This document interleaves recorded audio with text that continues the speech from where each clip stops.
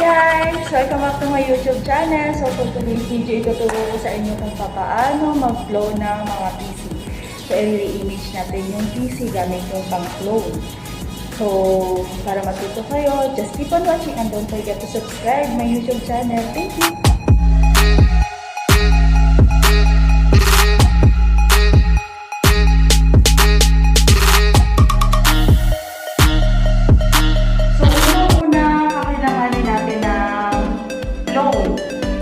Configure na natin. So, ito yung pang-image natin dito sa isang hard disk.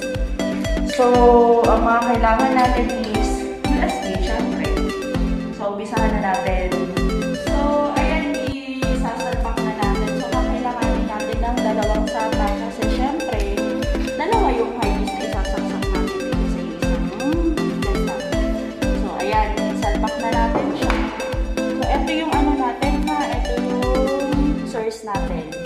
Clone PC. So, ayan. Saksak na natin.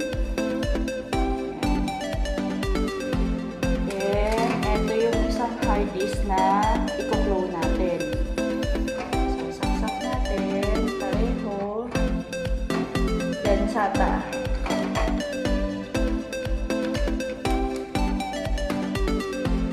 Ayan guys, isasalpak na natin yung USB ha. So, kailangan pala bago natin ito umpisahan, syempre kailangan muna natin ng bootable USB. So, gagawa ko muna rin ng bootable USB bago mag-load. Okay? Okay, so salpak na natin siya. Okay. Then, ito na tayo.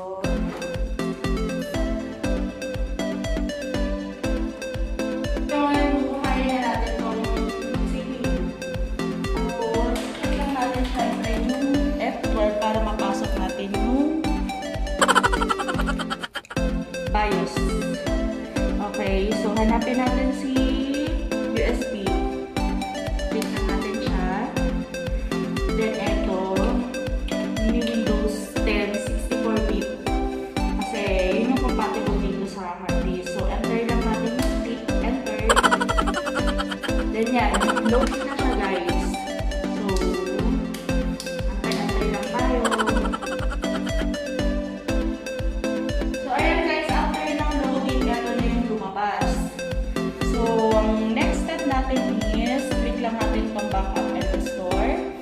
Then, ito, true image, yun yung i-click natin. Okay. So, ayan. So, next step natin is see tools and utilities. Ayan. Click lang natin siya, then hanapin natin si clone disk. Okay, which is ito yun. So, click din natin si clone disk. Then, of course, syempre, automatic yung ilalagay natin. Then, after that, click next. Then, ito si source disk natin. Si WD5000AAKX. So, ito yung source disk natin, which is ito yun. Ito yung source disk natin. So, ayan. So, click lang natin yung next. Yan. So, nag-fill pa siya.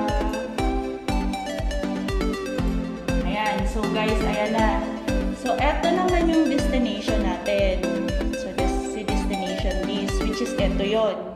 Ito yun. Ito yung i-clone natin na hard disk. So, click next. Then, okay lang natin siya. Then, copy partition without changes ha. Kasi, i-recopy lang natin. I-re-image lang natin yung isang hard disk na na-clone. Then, click next. Then, proceed.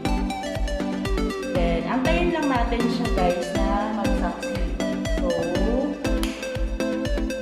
antayin lang natin siya guys ha. So, ayan guys, after yung cloning, may lalabas lang siya na succeed sa dito sa monitor nyo. So, click nyo lang yung okay. Then, after that, you need to shut down the PC. So, shut down natin. And then, tatanggalin na natin tong pang-load. So, syempre, tanggalin natin tong ano, tawag dito. Ayan.